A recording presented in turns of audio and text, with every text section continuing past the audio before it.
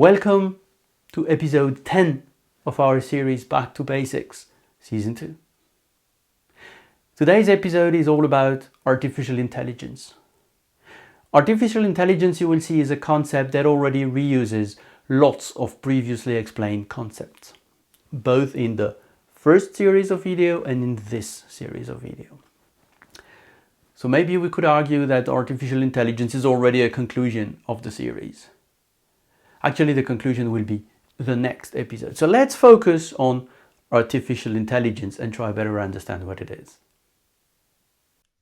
From Wikipedia, artificial intelligence, AI, is intelligence demonstrated by machines as opposed to the natural intelligence displayed by humans or animals. Leading AI textbooks define the field as the study of intelligent agents. An intelligent agent being any system that perceives its environment and takes actions that maximize its chance of achieving its goals. Even though no technique is mentioned in the definition, artificial intelligence uses all the techniques that we have discussed in the previous episodes. Machine learning, deep learning, predictive analytics, rule engines, and of course, requires lots of data. In short, as mentioned, artificial intelligence is a kind of summary of Season 1 and Season 2 of the Back to Basics videos. An artificial intelligence application uses any of these techniques to deliver the required results. AI is used in a business context and in our day-to-day life.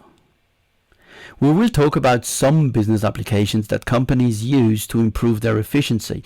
For instance, chatbots, virtual reality, augmented reality in a manufacturing context, CV matching. And there are many more.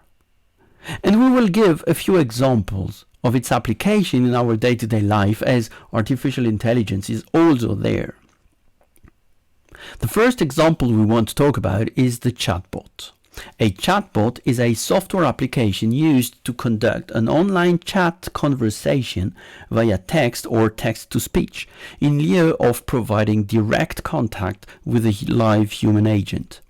It's a robot that can chat. A chatbot needs to understand people inputs and automatically provide an answer.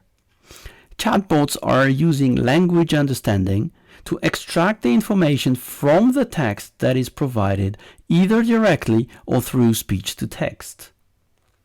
Because of the context of the input, the natural language processing part is usually specifically trained in the given context. Insurance language is slightly different from telecom language. Chatbots usually use a rules engine which, based on the text inputs, provides an output, orientation towards the right service, automatically giving an URL for a document, etc. However, more advanced machine learning based rules can also be used to enhance the chatbot's efficiency. The usage of the chatbot is primarily business to consumer, in call centers to orient toward the right expert, on websites to automatically provide help or content. Chatbots can also be used to pilot robots. They also developed in internal business contexts where they help companies to smooth certain processes, sick leave declaration, for example. Software developers also now include chatbots to enhance their user experience. SAP Analytic Clouds is an example of integration of chatbot capabilities to create charts just by specifying what you want to see. The second example is about virtual reality and augmented reality. For this, images are required, real-time images. Image recognition is used in business context. A very interesting example is automated spare parts recognition. The goal is that without knowing the reference of the spare part, just by having a picture of it, it is possible to recognize it.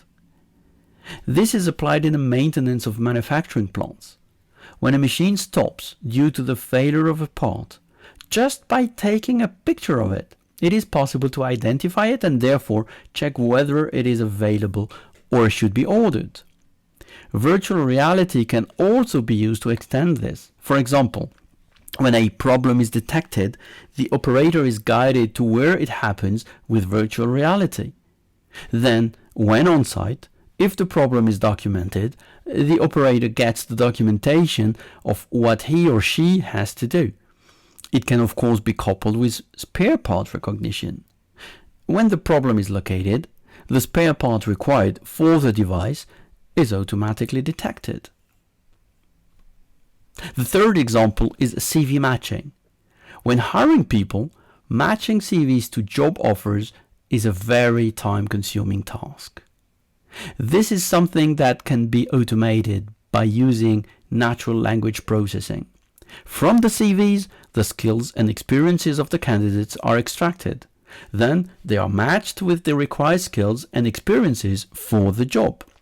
The degree of similarity of what is extracted from the CV and the offer allows ranking the CVs by their potential match to the offer.